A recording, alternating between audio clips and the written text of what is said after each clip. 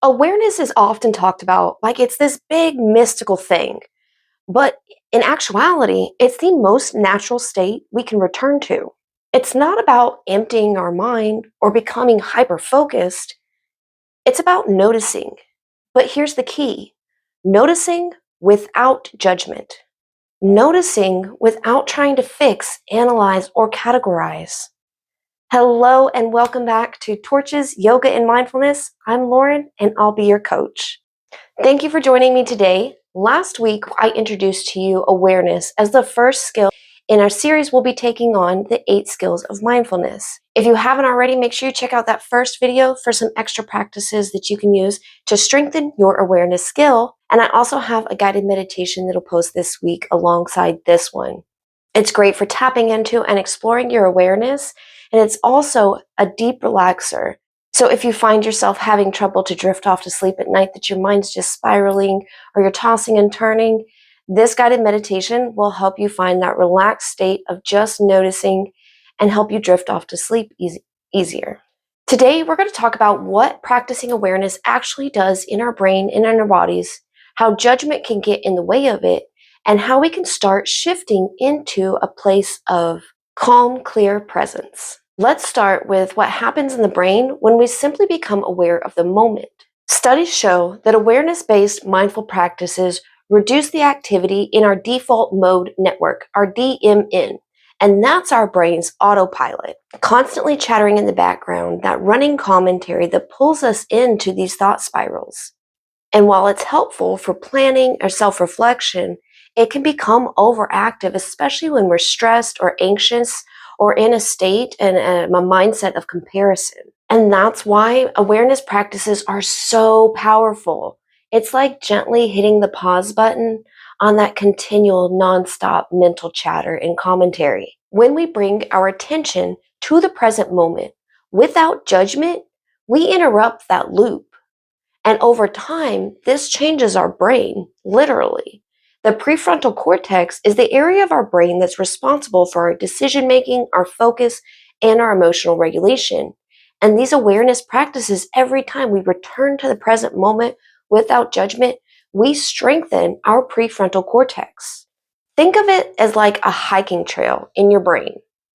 Every time we choose presence over rumination, we're carving a clearer path through the woods. The more we walk it, the more we return to that present awareness, the clearer the path becomes, and the more it becomes our go-to path instead of the tangled mess of judgment and reactivity. The amygdala is the part of our brain that's in charge of our fear response and threat detection. And these awareness-based mindful practices have been found to calm it down. So awareness isn't just relaxing and a coping mechanism, it's rewiring. It's retraining our nervous system to trust that presence is enough. But here's the catch. Most of us are so used to judging everything, judging our thoughts, our productivity, our emotions, judging others, that even when we try to be aware and try to practice mindfulness, we're doing so through the lens of an inner critic. Have you ever caught yourself thinking, I shouldn't be feeling this, this isn't working, I'm doing this wrong? That is judgment creeping in, and it pulls us right back into that stress loop. You might even notice it physically too. A tightness in your chest and your shoulders, a shallow breath, clenching. That's your nervous system responding to a perceived threat, even though that threat is just our inner critic. Awareness without judgment tells our bodies that we're okay, we're safe right now, we can relax. And that safety allows our system to reset. Judgment actually triggers the same internal response as danger. Our brains can't tell the difference between us being judged by others or just being judged by ourselves. It just knows it feels unsafe. But awareness without judgment, now that creates space. And it tells our brain, this moment is okay. I don't need to fix it. I don't need to control it. I just need to notice it. And from there, all kinds of clarity and healing can unfold. So the question is, how do we shift from judgment to awareness? One of my favorite practices is a simple thought labeling practice.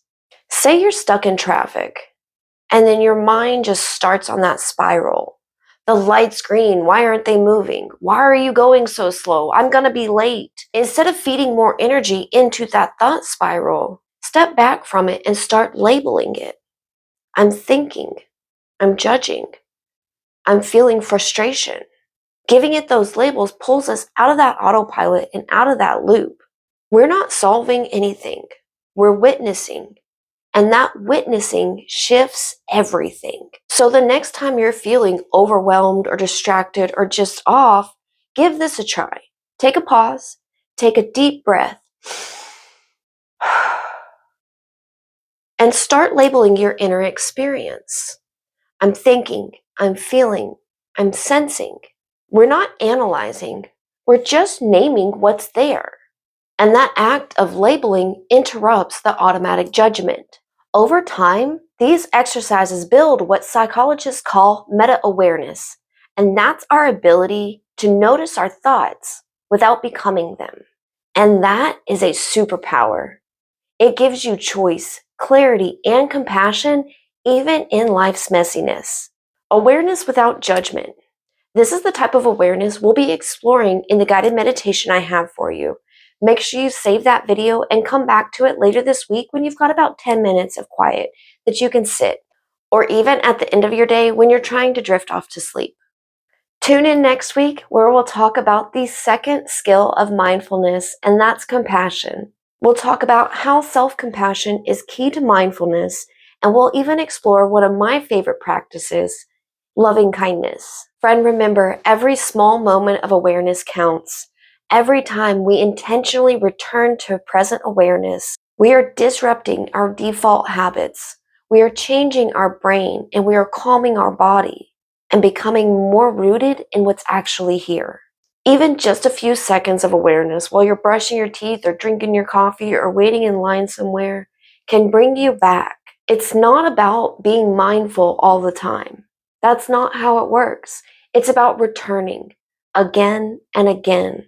And with each return, we're shaping our mind and nurturing a calmer, clearer way of being. And that in itself is powerful. Thank you so much for sharing a piece of your day with me, friend. Let me know how these practices work for you. If you've got any awareness practices that you use in your day-to-day life, I'd love to hear from you in the comments. If you haven't already, make sure you hit the like and subscribe button so you don't miss any of the series of the 8 skills of mindfulness. In the meantime, friends, stay present, stay kind to yourself, and I'll see you soon.